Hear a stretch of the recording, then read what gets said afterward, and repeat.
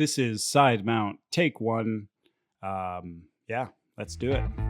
Hi, I'm Garrett from Uncharted Odyssey. For those of you who are new to my channel, I make underwater content. And if you're like me and are drawn to exploring the underwater world, make sure to subscribe and hit that like button. All right, today's video is all about side mount. Full disclosure, I've never actually tried side mount diving. So just to give a little background on me, I'm actually starting my tech courses. I'm doing advanced nitrox and deco procedures with Bill Natto from Deep Fathoms. Bill is hugely experienced. He was on the RCMP's underwater recovery team and worked for the Coast Guard as a dive rescue specialist. So a huge wealth of information and someone that can teach you a lot about staying safe while diving. I'd like to also take a shout out to Trent from Sink or Swim Scuba here in Nanaimo. Trent actually did me the favor and set me up with my current rig. Thanks, Trent, for putting in all that hard work. I really appreciate it. And now, without further ado, let's get to setting up my side mount rig. All right, so here's my low pressure 72. We've got a yellow tank, so color coordinate that with my yellow reg. One thing though, is you might notice is that my yellow reg is actually on a short hose. A lot of people associate, or it's common practice to have your yellow reg be your alternate.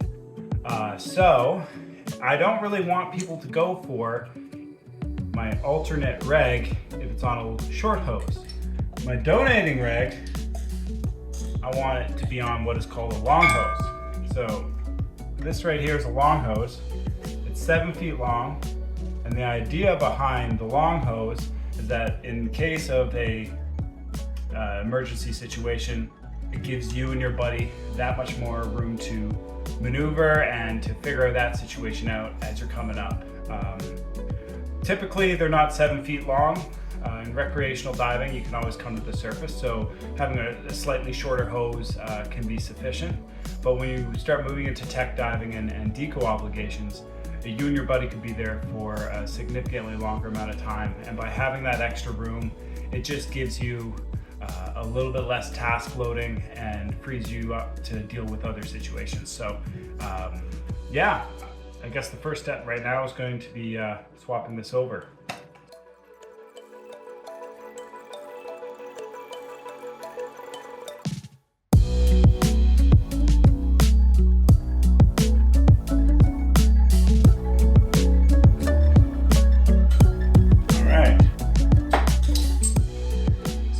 Yellow alternate donating reg is now on the long hose.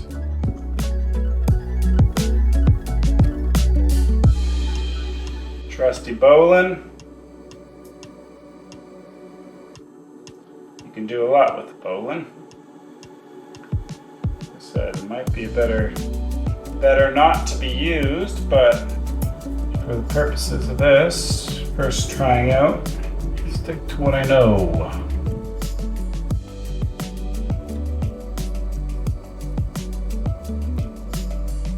Come on, Ed.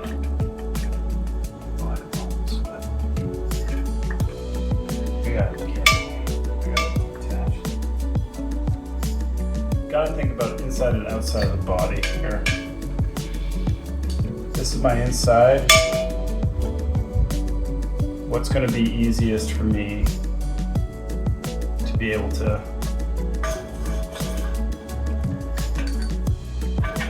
probably something like that.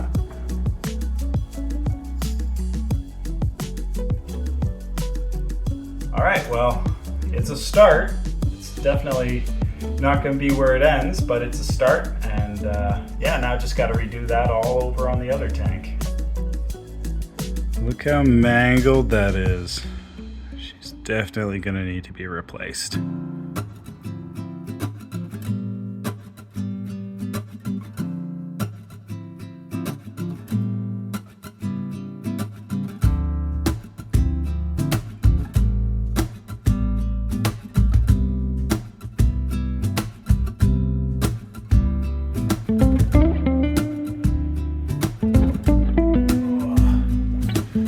See, even here, you can tell that that's going to be too low.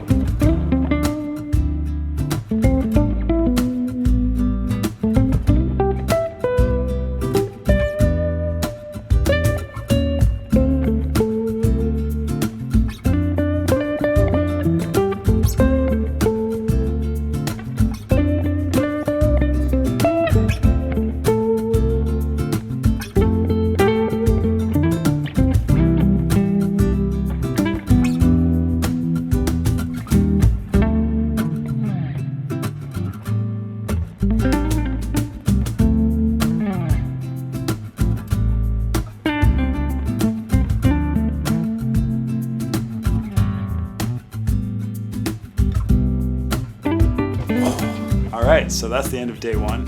And yeah, side mount diving, what a journey it has been already.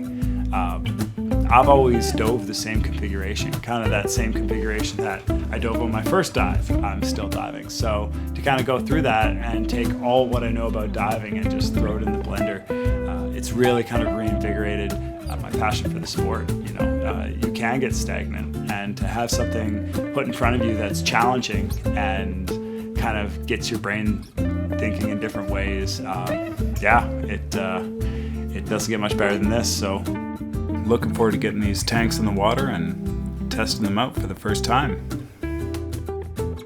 All right, it's been a long day. I think that's enough for one night. Why don't we just cut to the part with the diving?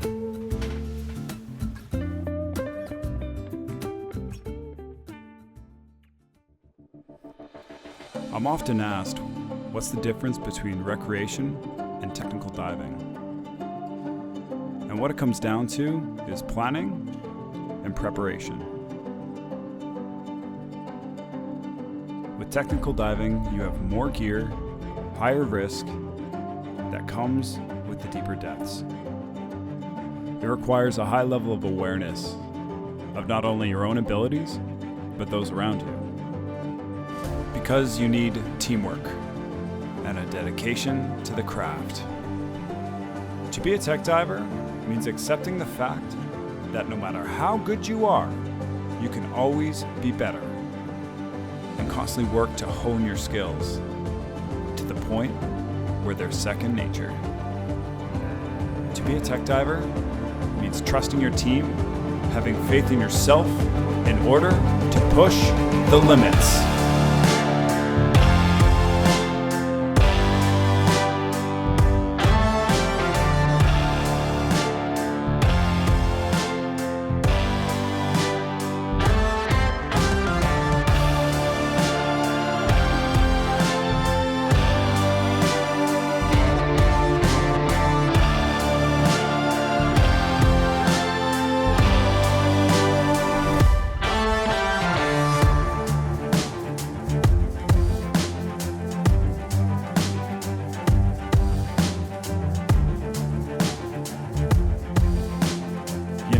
Side mount, advanced nitrox, deco procedures, all of these tech courses are designed to help extend the range of what you can dive safely.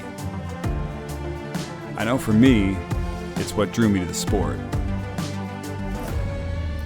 Because they let you push into areas that are well and truly unexplored. Now, I'm no Jacques Cousteau, but when you strap on those tanks, it feels like you're picking up that torch. And as for what's next, well, I think I'll take Mr. Cousteau's advice and go see for myself.